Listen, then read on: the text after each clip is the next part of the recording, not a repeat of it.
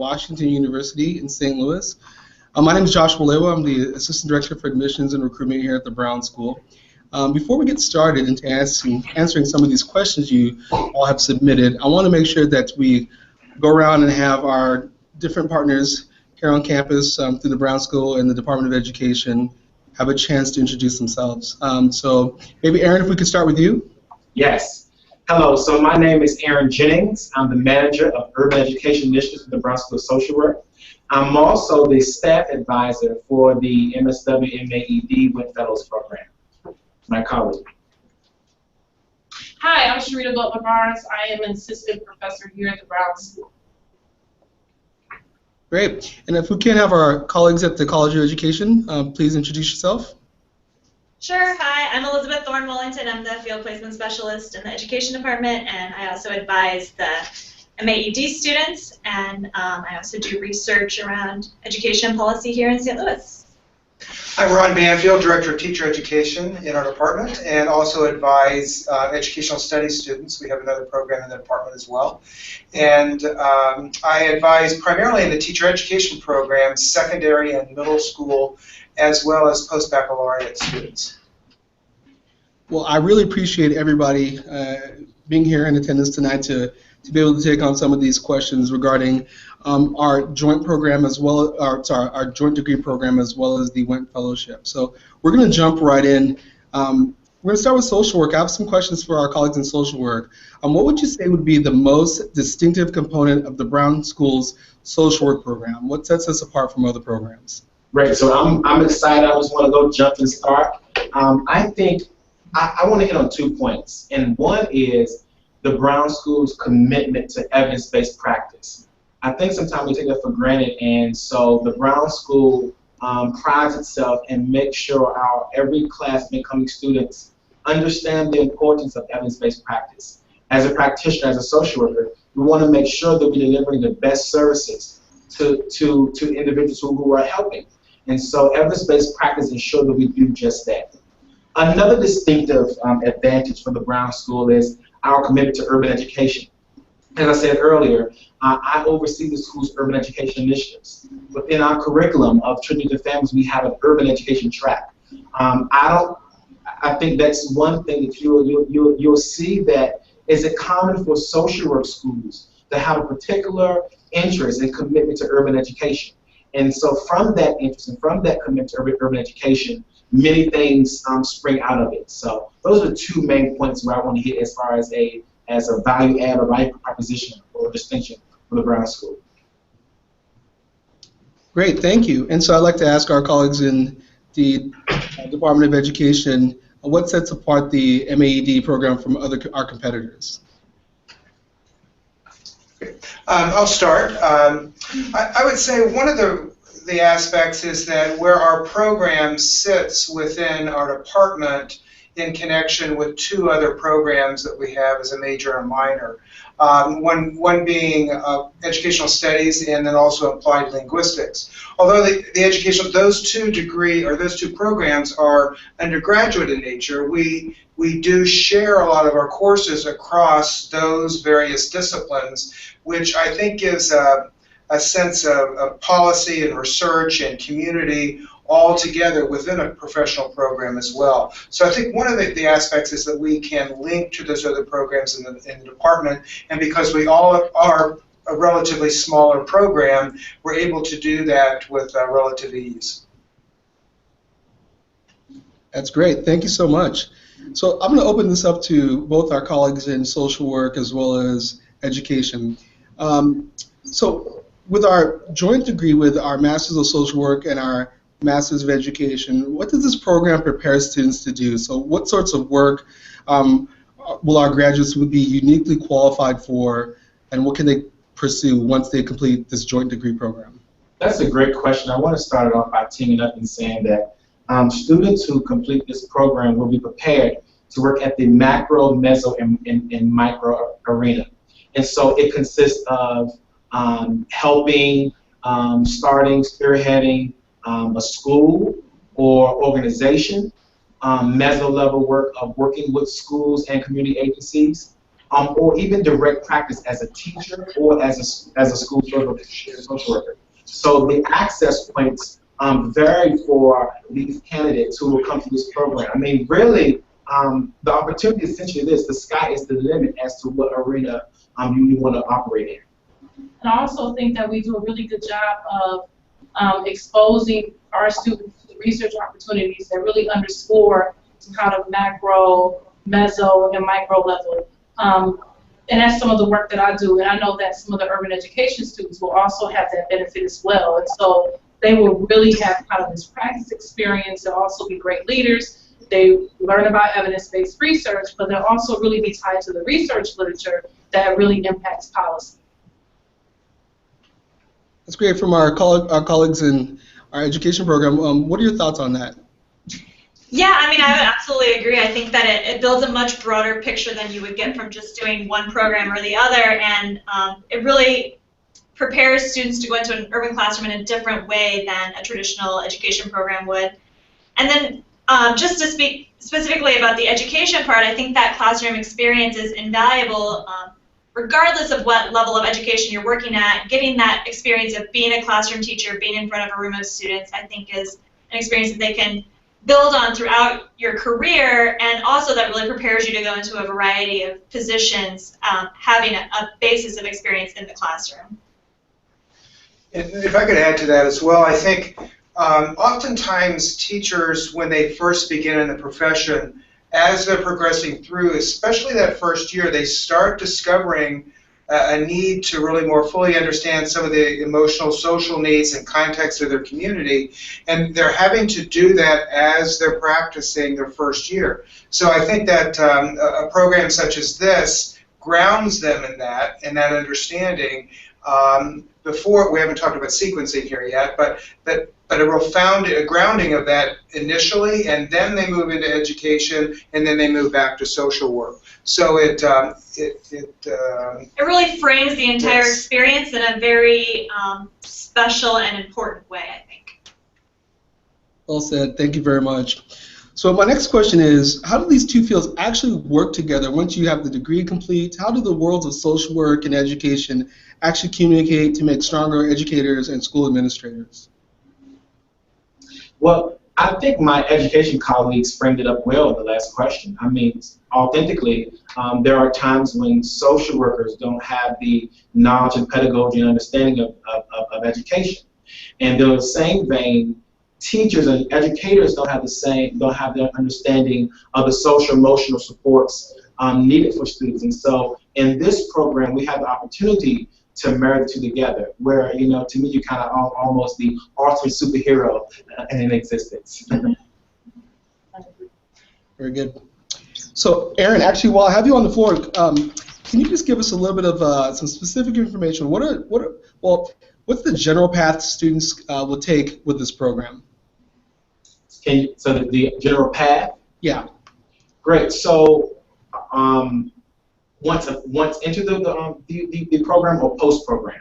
While they're in the program, like how many years, about how many credit hours? And got it. Sorry about that. So the program, the joint program, is a 3-year-long program, and it's 48 credits on the social work side and 48 credits on the MSw.ED side. Let me tell you, you know, I personally worked this out where we are double counting credits where you are to make sure the practice, the possibility is as seamless as possible. That being said, the first year you're in the MSW program, you take the foundation level courses and then you go into concentration level courses. The second year, so you complete that first year, the second year is committed entirely to the MAEd program, where that's where you're going to get the foundation and pedagogy of teaching, which is awesome program in and of itself. And then the third year, first semester, you'll be MAEd, where you'll be involved in your student teaching. In that third year, that spring semester, you'll be completing your capstoning of your concentration practicum itself. And so oftentimes what we have done, because we have set up collaborations across many of our school districts in our region, you will complete your student teaching and last practicum in the same school district. preferably in the same school, so the research you'll be doing from your concentration practicum will be carried from your teaching experience. Great, thank you. And from our colleagues in education, what certifications will a candidate receive upon graduation? They'll receive elementary certification in the state of Missouri from grades 1 through 6, and then they can take that certificate to other states and apply through other state processes as well. For certification in the state of Missouri, or in many other programs, it's recommended that you end up with a certificate that you would take to another state, having completed that. We endorse to the state for the certificate. So that's all subjects grades 1 through 6. So you would be able to teach in any public elementary school grades 1 through 6. That's great. Thank you very much. I have a question that goes out to both groups from social work and education. Is this program designed for those with previous experience in education, or would students who are just entering the workforce and/or education world benefit from a joint degree in social work and education? That's a great question, Josh. Let me first say this will be a competitive fellowship program. We are committed to bringing in individuals who will be leaders in the education community, who are committed to education reform, and so this will be a competitive program. That being said, we probably, if you have previous education experience, that will add value to your application process.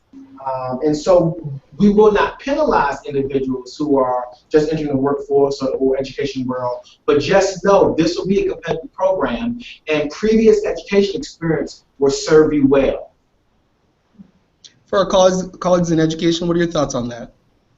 I agree completely. I think, one of the main things that we are looking for is a commitment to education, so that can be demonstrated in a variety of ways, whether it's prior work experience or volunteer experience. So somebody doesn't necessarily have to have worked in education prior to applying, but obviously that shows a commitment that goes beyond just, showing an initial interest. We would like people to have a little more developed interest in urban ed. And we've had students through our MAEd program that have both had experience and those who have not. More often, much more often than not, I would suspect, in some way, and they can pretty clearly articulate how they can make and wish to make connections from that prior experience into this particular master's level study. And part of that is just that teaching and going through the program is fairly challenging, and so it's nice to see that there's that more extensive commitment from the very beginning. Thank you all. So I'm going to move on towards speaking to the Wendt Fellowship specifically. And so I'll open this up I'll start with Sheretta and Aaron. From your perspectives, what is the objective of the Wendt Fellowship? Go ahead. And so one of the objectives of the Wendt Fellowship, I think, is to create great leaders, and through great leaders, really education reformers. And so it's kind of almost a triple threat. You have them as being educators, they are like social worker scientists, and then they're also a teacher in a classroom. And I think that they'll make a significant impact when we talk about policies like zero tolerance policies. This degree and this student that's holding it has such an implication and impact on those type of policies. So really a leader. Yeah, without question, So I would say if you want to be a grounded leader in urban education reform, if you want to have an understanding of policy and how policy affect practice, not just on the teaching side, but also on the social work side, this is the objective of the Wendt Fellowship, without question. Great. I want to continue on with this, the questions about what you think the benefits are of the Wendt Fellowship, and also too, what's the application process like for the Wendt Fellowship? Yeah. So let me say this: the application process is you must apply to the Brown School of Social Work. You must also apply to the MAEd program through our WashU's College of Arts and Sciences, I believe. And then there's also a separate application for the Wendt Fellowship that you apply. And I'm going to give you the website. It's msw.wustl.edu/Wendt, which is W-E-N-D-T. It's msw.wustl.edu/Wendt. And so you must go through that process of applying for the program. Now, as a benefit, not only will you have access and curriculum of the #1 social school in the nation and all the pedagogy and evidence-based practice and like, you also have the experience of going through a very strong MAEd curriculum that will not only give you access to the pedagogy and in theory, but also access to student teaching too. I think one of the things that make our programs awesome is in both the social work program and MAEd program, you will have sound field experience. And so I personally believe that the field experience is the capstone of what make the theory integrating theory into practice together so much stronger and so stronger.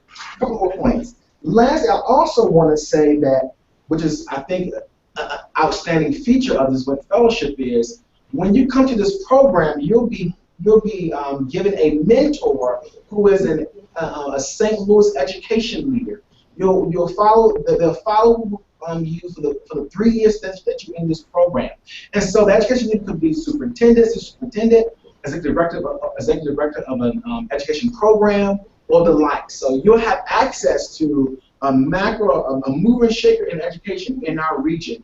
And let me tell you, the mentoring and the access alone is well worth it. Great. What's the application process like? So once again, the application process, you must apply to the Brown School as well as the MAEd program, and then lastly, you must also apply to the Wendt Fellowship. So it's three. It's three applications. It's 3 applications. Now let me give you the dates for that. The application for the Wendt Fellowship is due March 1. All right. So right now, applications are coming in right now for both the MSW and the MAEd program. But let me tell you this: the date to remember is March 1. That's the deadline for the MAEd program. All right. And I would just like to add, our deadline on the website has already passed, but we are still accepting applications for this specific program. So if students are interested in applying, don't let our education deadline be a deterrent. Just you can email me or Natalia Koch in the education office, and we will still accept applications as part of this joint program.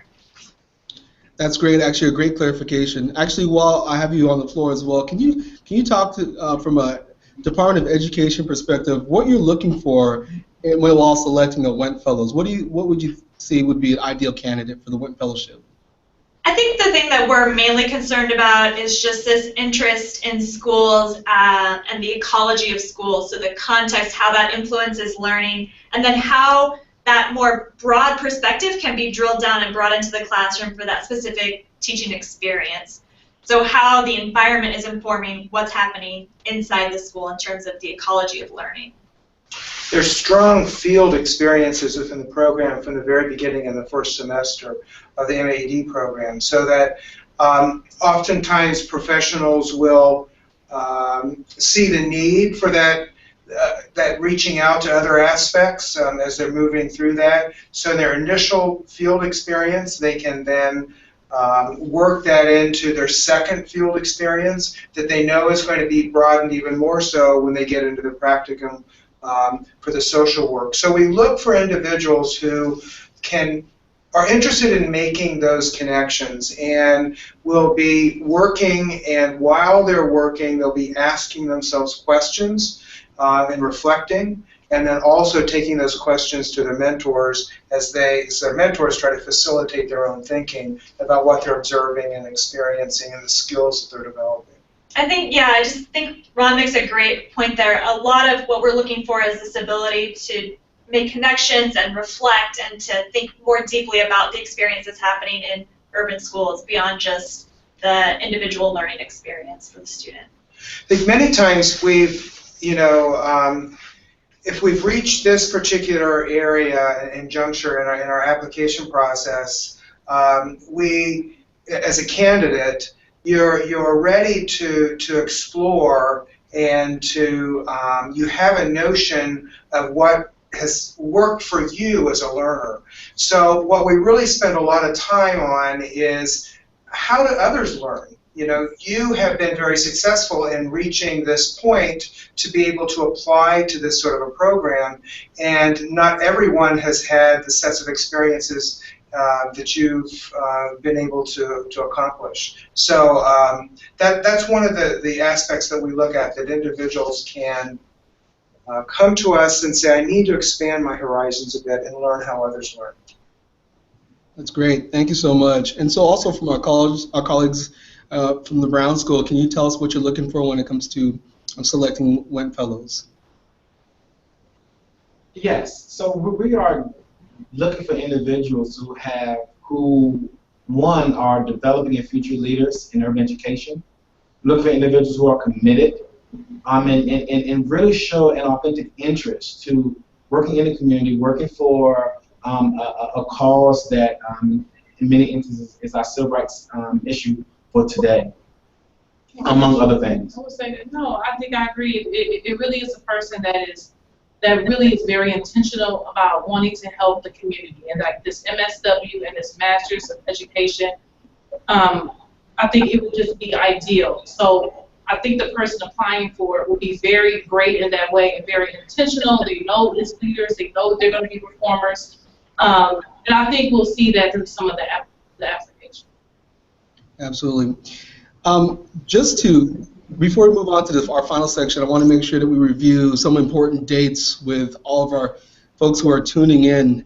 And again, colleagues, please correct me if I misspeak at all. But we have the Brown School Masters of Social Work application.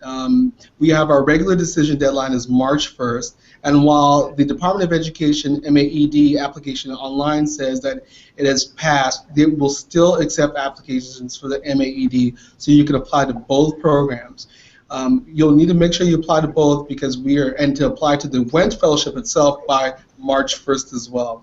We will make decisions on the Wendt Fellowship April 1st, and all candidates who are accepted to the fellowship will be notified of the fellowship opportunity, and then we will need to have a commitment by May 1st.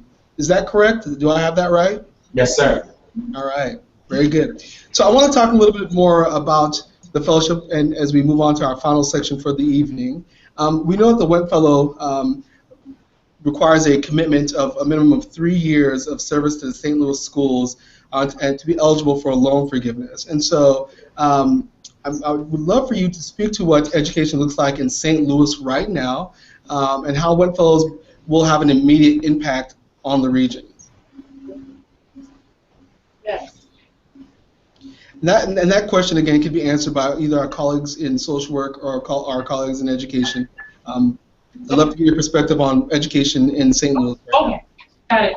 I think that like any other type of urban, like inner city, I think it kind of suffers through some of the same problems that you see in terms of, and I'm a researcher, so you kind of have this unequal distribution of resources. You have like accreditation issues. And so I do definitely think that there are some strengths in our schools here, but there are also some things that we can work on. And I think this is why having that background of being a social worker that kind of focuses on kind of the social emotional aspect, and then also being a leading educator, I think you have this type of lens where you can really make an impact on St. Louis. And I think there are definitely some things that's going well because we do produce success. But I definitely think it's through these opportunities of having passionate persons come in and could kind of have these kind of different framework or lenses to kind of identify strengths in children. What's that?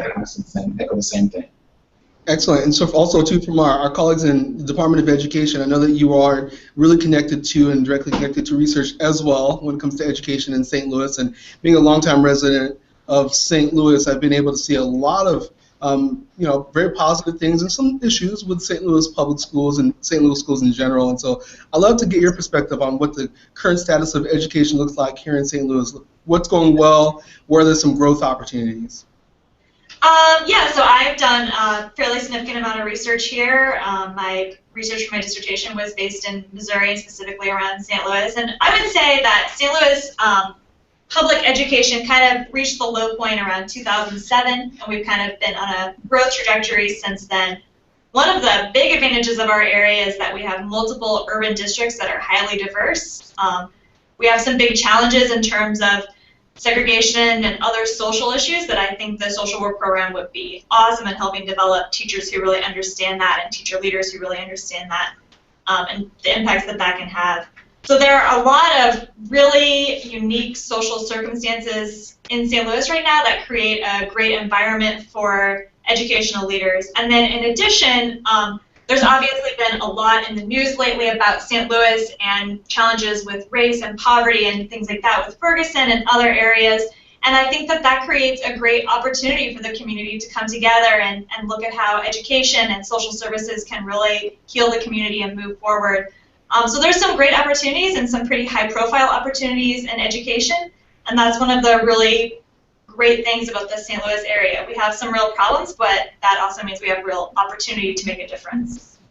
I think there's been a real, Elizabeth is mentioning, that we have a grounding starting in around 2007, around that time period, that there's been a great deal of progress and intentionality looking at data, looking at specific pieces of information, and then the context around that data.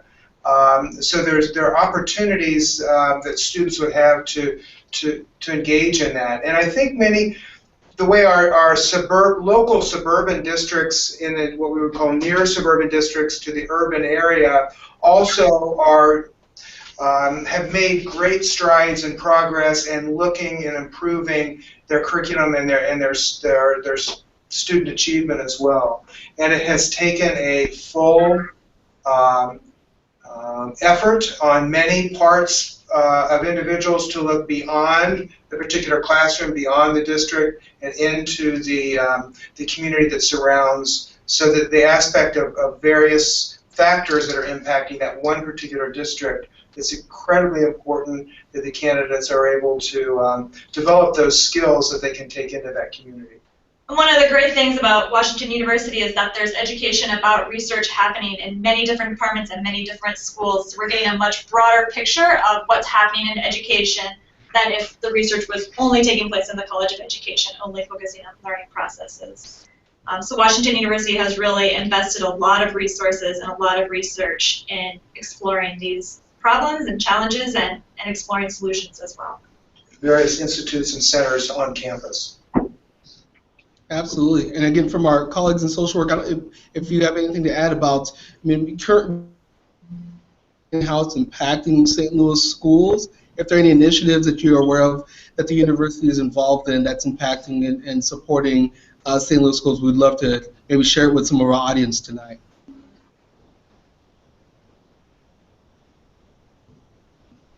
I'm thinking, just pointing to both groups of programs that the university is connected to, like our KIP program. We have a pretty strong connection there, as well as a lot of nonprofits here in the St. Louis area. And so, again, I would love to, if anybody has any other feedback that they'd want to share from a research perspective. Yes, let me say, the university is extremely invested in urban education. As you alluded to earlier, the university is the charter school sponsor for KIP, which is Knowledge is Power program.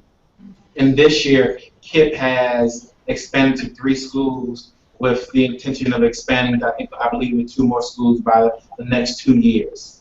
So the university is a charter school sponsor for KIP. Also, just this year, the university sponsored a charter school that is same-sex, all young girls school that has a STEM focus, which is truly amazing. If anyone is familiar with education, you know that STEM right now is the thing in making sure that women of color and other minorities have access to STEM education is definitely the value add right now.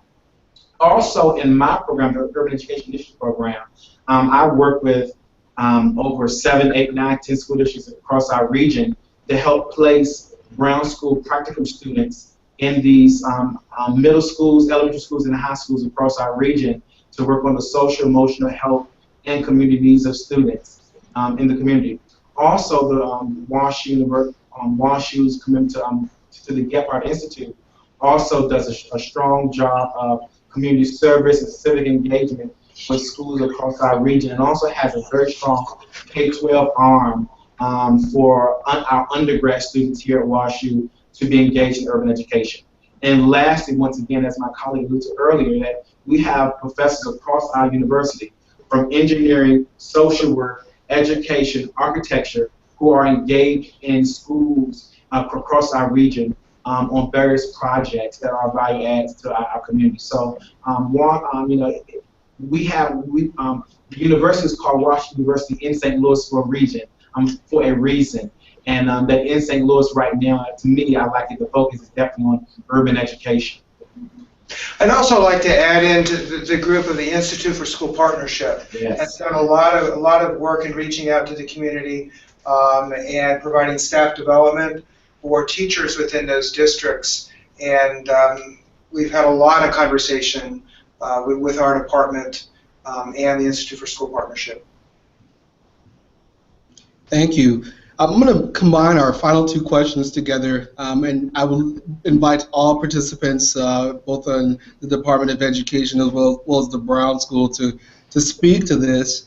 So here we are. We have potential applicants who are going to be applying to the MSW and the MAEd program. They're going to get this great preparation, and then there's going to be this opportunity to commit 3 years to St. Louis Public Schools. But what kind of opportunities are there for educational reformers in St. Louis? What does that actually look like? And for somebody who's actually thinking about applying to these programs, why would St. Louis be a good fit for them if they have the motivation to be an educational reformer here in St. Louis as an educator? What does that look like here in St. Louis on the ground when somebody leaves our doors and we send them onto the real world?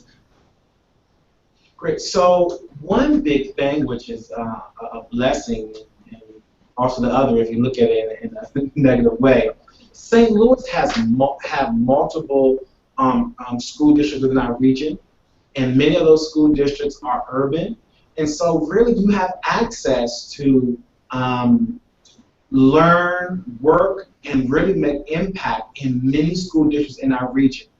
And so not just on the school district side, but we have a very strong altruistic community here in our region also too. So that being said, we have the community has seeded a number of education organizations such as College Bound and College Summit and Wyman and I can go on and on and on, where once again our students can latch hold and be a part of and make great impact within those agencies in our community that provides the extra support for our students in our secondary education schools here within the region. Great. What about our colleagues in education? Any other thoughts there as we get close to wrapping up for the evening? I would just emphasize that the districts in the St. Louis area are eager to have our students, particularly urban districts. I've had multiple conversations, and there's a lot of enthusiasm to bring in these Washington University students and develop a real culture around learning and understanding the social dynamics of school. My background is in urban education. I was a middle school teacher in St. Louis Public before coming to Washington University, and I just think that the interplay between WashU and the school districts is something that could be really powerful and really hopeful, and I just think it's really encouraging to see these programs develop. And I come from a background of public education as well, working in Los Angeles public schools in the early part of my career, and also in suburban districts as well, both as a teacher and as an administrator. And I know that as an administrator, as a school leader, I could not do my job, could not have done my job, had I not had a school social worker that I was working with.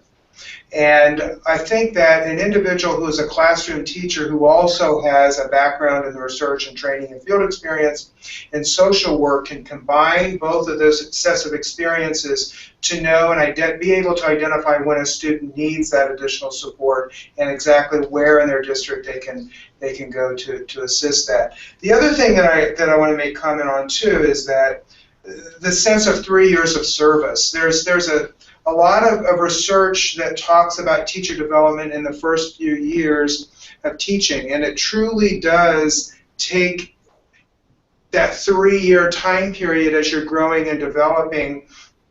There's a period after that third year that you've assimilated a lot of information, you have experienced a lot within that particular setting, and you're ready to go on to the next step. So I think that there's a developmental phase. So if that 3 years seems to be a bit daunting, it's something that is actually quite well put together to assist you in getting the support during that time period. You'll be in one particular setting, I would imagine, where you would be gaining that support. That's great. I don't know if any of the rest of our colleagues have anything to add as a final thought at all. I'd love to open the floor. Otherwise, we'll get ready to wrap up here pretty soon. So please go for it if you have anything else to share. That'd be great. I don't have anything. Neither do I. That's great. All right. So, well, I just want to say thank you all who are able to tune in this evening, and thank you to our colleagues both in the Department of Education and the Brown School for their time that they've dedicated to talk about the Wendt Fellowship. I want to strongly encourage you all to go ahead and contact us here at the Brown School or at the Department of Education. If you have any more questions, then you can check us out online. There'll be some information that we can post on this site here below after we end this broadcast. Again, have a great evening, and we look forward to reading your applications. Take care. Thank you. Thank you. Thanks.